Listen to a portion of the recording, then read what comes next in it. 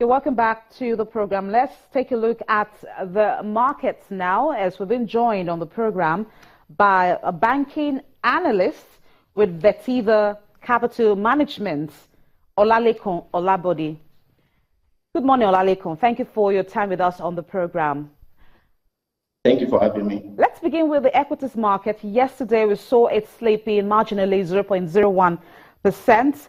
Yesterday, we saw it as well having a slight increase in terms of the month-to-date and year-to-date losses. 0.71% is the month-to-date, and we have the year-to-date at 2.9%. Take us through what happened at the market yesterday. Okay, yesterday the market was, surprisingly, the market was slightly bullish as we saw gains across most of the sectors covered. The financial services, industrial goods, consumer goods, and the oil and gas sector all were up. However, a 168 basis point decline in Dangote Cement saw the market close largely flat, just down 1 basis point on the average. Dangote Cement is a very heavy stock in terms of the percentage of the market it carries. Is over 30%. It accounts for over 30% of the market cap. So the 168 basis point decline in the stock was heavy enough to see a flat close for the market. Now, we saw oil and gas stocks actually making very impressive returns yesterday. We have Seplat recording over 10% gain. Also, Fort Oil 5%. What is driving the sentiment for these stocks? I think the sentiment we saw in the market yesterday is not limited to the oil and gas sector. It was across board.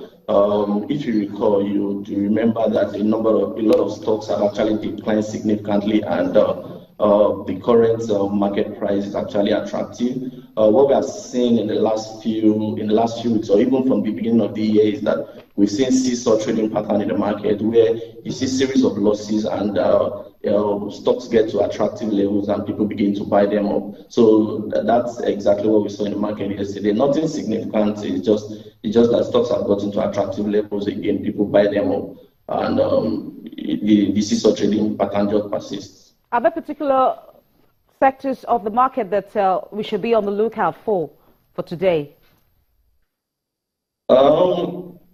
Thinking about the market for today, given the strong demand we saw yesterday, if you look at the volume and value traded, it was slightly higher than what we have seen in recent times. And also looking at the bid cut, a lot of the stocks that came yesterday still remain on the big bid cut at the end of the market. We think that sentiment is going to persist today, and we're likely going to see that across board performance. However, the news coming into the banking sector this morning is not too good. The news about 9 banks being suspended or being banned from the interbank FX market by the CBN, we almost believe that this might likely affect the sentiment across the banking sector as the market opens. So how will that impact on the FX trading for today, the ban on the 9 banks?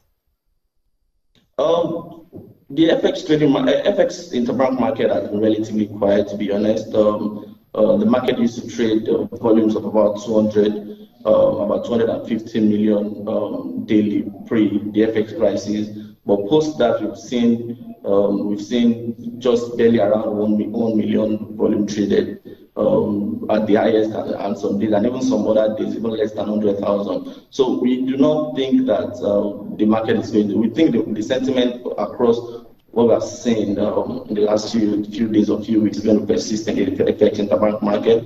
The only thing that changes that is that for brands that have been brand, you probably see a number of their customers move to other banks to actually patronize or to trade in the market in the next coming days.